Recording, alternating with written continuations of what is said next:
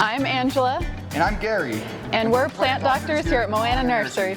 Today we're going to talk to you about planting Paperwhites.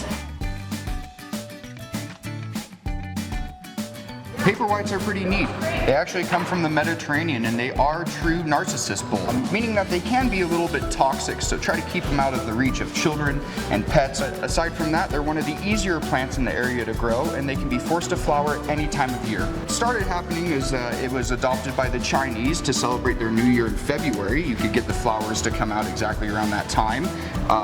And it kind of just turned into a tradition where we started using it also during our holiday season to get flowers in December. So now I'm going to walk you through how to plant these Narcissus bulbs. There's a lot of different ways that you can plant them. You can pretty much plant them in anything. You can plant them in soil, but we're going to show you how to plant them in water. Really all you need is a container that does not drain, and you can use anything from sand to small rocks to large rocks to even glass beads.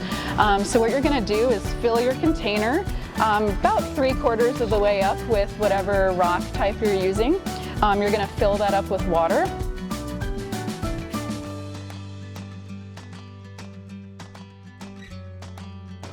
And when you plant the bulb, you want to set it into the rocks. Just nestle the roots in there a little bit, but you don't want to bury them too deeply. You just need the roots to be down under there.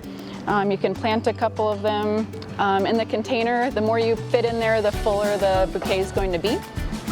And then when you fill it up with water, you just want to make sure the water is reaching the very end of the bulb. The roots are going to start sensing that water and coming down into that.